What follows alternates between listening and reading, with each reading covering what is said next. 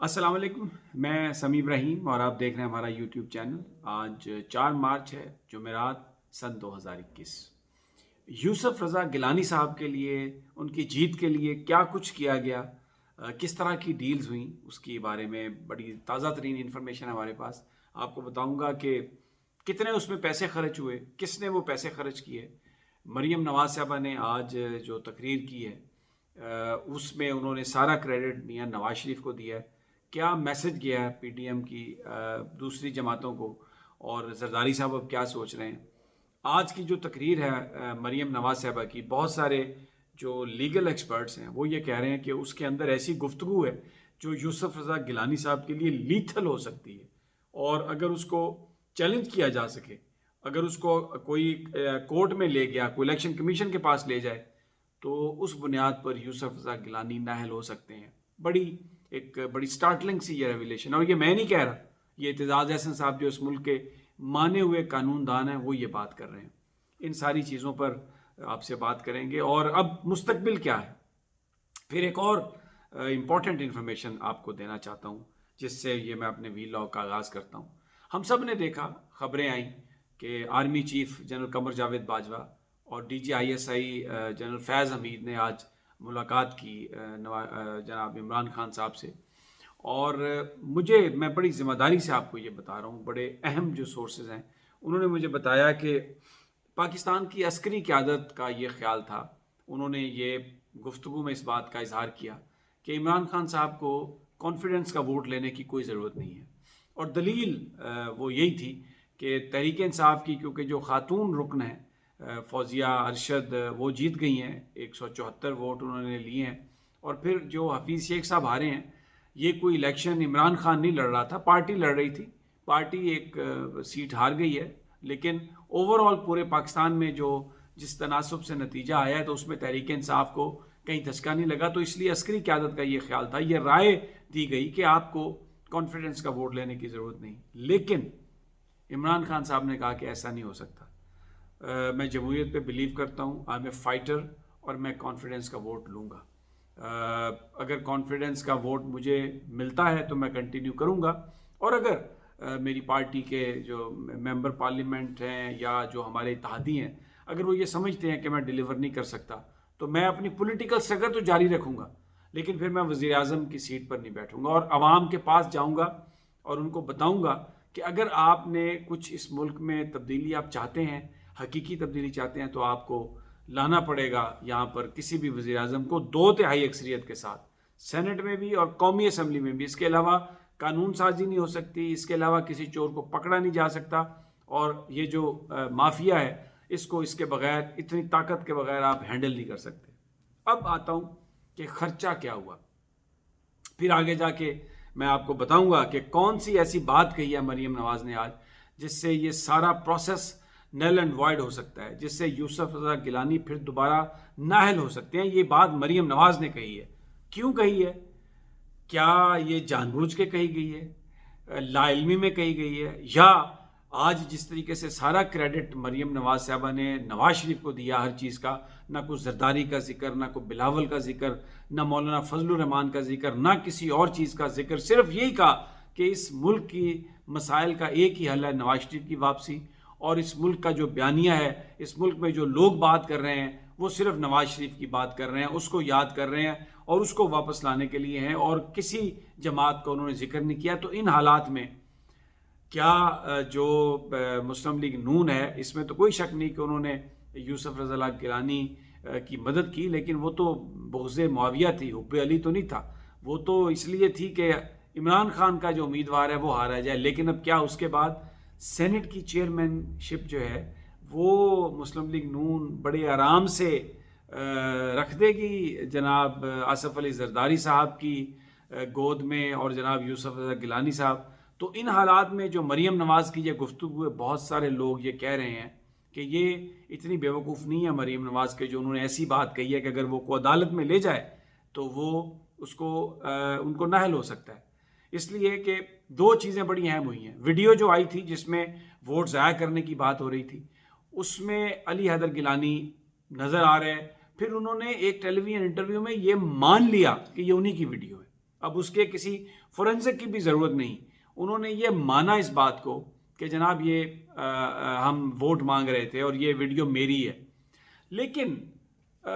اس video میں وہ یہ نہیں کہہ رہے تھے, ہم نے یہ نہیں سنا اس ویڈیو میں کہ وہ کوئی پیسے کی لین دین کی بات کر رہے ہیں. لیکن جو مریم نواز صاحبہ نے بات کی ہے, آپ ان کا وہ کلپ سن لیں. انہوں نے یہ کہا کہ یوسف رضا گیلانی کی جیت میں پیسہ نہیں چلا,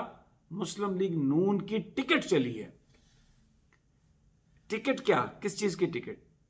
کہ 10-12 ایسے M N as Tehreek Insaf کے جنہوں نے یوسف رضا گیلانی کو ووٹ دیا ہے, جنہوں نے حفیظ شیخ کو ووٹ نہیں دیا, انہوں نے جو ڈیل بنائی, جو خبریں ہیں, انہوں نے پیسے بھی لیے, لیکن اس کے ساتھ انہوں نے زرداری صاحب سے یہ گارنٹی مانگی کہ پنجاب میں آپ ہمیں نون لیگ کا ٹکٹ دلوائیں گے, جس پر زرداری صاحب نے بات کی جناب نواز شریف صاحب سے, اور نواز شریف صاحب نے اس کو اوکے کیا کہ جناب بالکل ٹھیک ہے, ہم ان لوگوں کو اگر یہ جتاتے ہیں یوسف رضا گیلانی کو تو ہم ان کو ٹکٹ دیں گے. تو یہ ایک لالچ ہے, انتخابی ٹکٹ ایک لالچ ہے, ایک رشوت ہے. تو مریم نواز صاحبہ یہ کہہ رہی ہیں کہ خود کہہ رہی ہیں کہ اس میں نون لیگ کا ٹکٹ چلا. اب یہ الیکشن لاز کے مطابق, پاکستان کے الیکشن لاز کے مطابق آپ ان کو یہ کہہ رہی ہیں, یہ اس بات کی یہ ایک کنفیشنل سٹیٹمنٹ ہے کہ جناب جو ہم نے ایم این اے سے ووٹ لیے ان کو کوئی لالچ دیا, ہم نے اس لالچ میں انہوں نے ہمیں یہ ووٹ دیا ہے. تو یہ پاکستان کے آئین اور قانون کے تحت یہ جرم ہے. جو بندہ یہ پریکٹس کرے, یہ کرپٹ پریکٹسز ہیں, اس سے نااہل ہو سکتا ہے. اب کیونکہ علی حیدر گیلانی صاحب کہہ چکے ہیں ووٹ ضائع کریں, وہ ویڈیو بھی ہے اور ووٹ بھی ضائع ہوا, اور یہ کہہ رہی ہیں کہ جی ٹکٹ چلا ان کی جیت میں, پیسہ نہیں چلا. تو وہ ایک جو لالچ کا عنصر ہے وہ تو اسٹیبلش ہو رہا ہے. تو اس بنیاد پر عدالت, اگر عدالتیں آزاد ہوں, اگر الیکشن کمیشن ایسا نہ ہو کہ جنہیں علی حیدر گیلانی کی ویڈیو نظر نہیں آئی, جنہیں سندھ اسمبلی میں جو کچھ ہوا وہ نظر نہیں آیا, لیکن اس سے آپ دیکھیں بائسز کتنے ہیں الیکشن کمیشن کے, کہ جو شاہ محمود قریشی کی پریس کانفرنس ہے اس کی رپورٹ انہوں نے مانگ لی, اس کی فل ریکارڈ اس کا مانگ لیا کہ کیا کہا ہے شاہ محمود قریشی نے, ہم دیکھیں گے. لیکن جو جس طریقے سے پیسہ چلا ہے اور جس طریقے سے سپریم کورٹ کا بھی آرڈر تھا کہ آپ بار کوڈ لگا دیں یا سیریل کرا دیں, یعنی انہوں نے ایک چوائس دی تھی الیکشن کمیشن کو یہ جاننے کے لیے الیکشن کے بعد کہ کس کا ووٹ کس کو گیا, لیکن الیکشن کمیشن نے اس پر کان نہیں دھرا, جوں تک نہیں رہیں گی ان کے کانوں پر. اور اب وہ یہ کہہ رہے ہیں کہ جی شاہ محمود قریشی صاحب کی تقریر کا ریکارڈ منگوا لیں. تو اگر انڈیپینڈنٹ ہو الیکشن کمیشن, قانون اور آئین کے مطابق بات کرنے والا کوئی ادارہ ہو, تو ڈیفینیٹلی یہ جو بات مریم نواز نے کہی ہے یہ ایک کنفیشن ہے کہ لالچ دے کے ممبران سے ووٹ لیا گیا, اور وہ لالچ پی ایم ایل این کی ٹکٹ کا لالچ تھا. تو بڑی یہ ایک امپورٹنٹ بات ہے. اب یہ لا علمی میں کہی گئی ہے, اتنی بچی تو نہیں ہے مریم نواز صاحبہ. کیا وہ یہ چاہتی ہیں کہ الیکشن جو ہم نے جیت کے عمران خان کے حوالے سے جو پرسیپشن ڈیولپ کرنا تھا وہ تو کر لیا,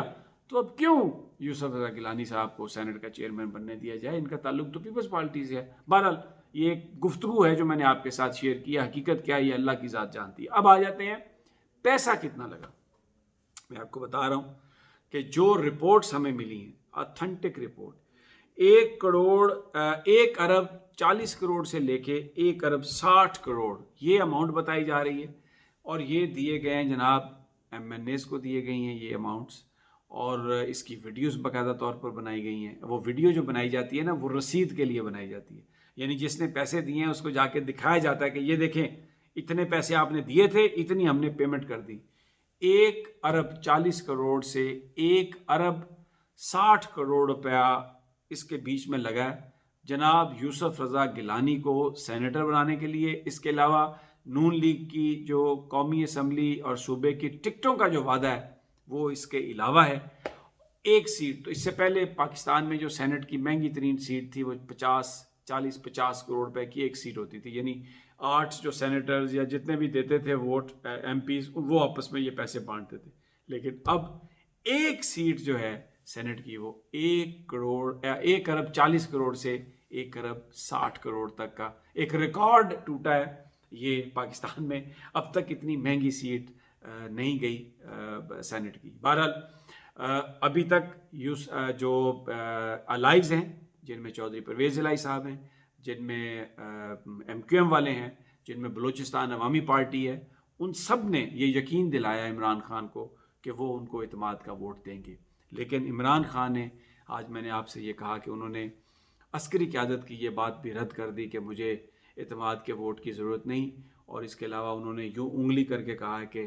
میں ان کو نہیں چھوڑوں گا۔ تو اب مریم، وہ ان کی حکومت جاتی ہے تو جائے، انہوں نے یہ واضح کر دیا کہ مریم نواز باہر نہیں جا سکتی، اور میں کسی طرح کی بھی کوئی رعایت نہیں دوں گا، کسی طرح کا بھی کوئی NRO نہیں دوں گا۔ تو یہ ایک ایسی ڈیولپمنٹ ہے، کیونکہ بہت سارے لوگ، میں نے اپنی پچھلی ویڈیوز میں بھی کہا، وہ یہ کہتے ہیں کہ یہ ایک جھٹکا ہے اور عمران خان صاحب کو بہت ساری چیزوں میں تبدیلیاں کرنی پڑیں گی۔ بہت سارے لوگ یہ کہتے ہیں کہ عثمان بزدار کو ہٹانا پڑے گا پنجاب میں، عثمان بزدار کی گورننس کے حوالے سے بہت سارے جو بااختیار لوگ ہیں ان کو بڑا اعتراض ہے۔ لیکن عمران خان نے آج بھی یہ بات کہی ہے، میں آپ کو بتا رہا ہوں اپنے کچھ دوستوں سے بات کرتے ہوئے، انہوں نے کہا کہ جب تک میں وزیر اعظم ہوں عثمان بزدار کو میں تبدیل نہیں کروں گا۔ عثمان بزدار ایک ایماندار آدمی ہے، اور وہ اپنی ہمت کے مطابق وہ ایک لڑ رہا ہے مافیا کے خلاف پنجاب میں، جس طرح میں یہاں پہ لڑ رہا ہوں۔ تو جب تک میں حکومت میں ہوں، عثمان بزدار بھی پنجاب کے وزیر اعلیٰ ہیں۔ ہر طرح کی انہوں نے جو بلیک میلنگ ہے اس کے آگے جھکنے سے انکار کر دیا۔ انہوں نے کہا مجھے بھیجنا ہے تو بھیج دو باہر۔ بڑی آج ایک جذباتی تقریر تھی، بڑی ایک ایموشنل سپیچ تھی، اور میری بہت سارے PTI کے لوگوں سے بات ہوئی ہے۔ آج عمران خان کی تقریر نے PTI کے ان لوگوں کو جو بڑی امیدوں سے لے کے آئے تھے عمران خان کو، ان کو ہلا کے رکھ دیا۔ بہت سارے لوگ بیچ میں خفا بھی تھے، لیکن آج جب عمران ایک بے بس نظر آیا اور اس نے کہا کہ میں سینٹ سے، اسمبلی سے باہر نکال دیں، حکومت سے باہر نکال دیں، میں پاکستان کے عوام کے لیے لڑتا رہوں گا، اس نے تحریک انصاف کے ورکرز کو آج جھنجھوڑ دیا، ہلا کے رکھ دیا اس کو کہ یہ نظام، اس میں اتنا پیسہ اور اتنی کرپشن ہے کہ اگر 2/3 اکثریت آپ کے پاس نہ ہو اور ایک ایسی لڑنے والی ٹیم نہ ہو جو دیانتداری پر بلیو کرتی ہو، تو اس مافیا کے ساتھ لڑنا کوئی اتنا آسان کام نہیں ہے۔ دوستو اجازت دیجیے، اگلی ویڈیو تک انشاءاللہ جلد ملاقات ہوگی۔ اللہ نگہبان۔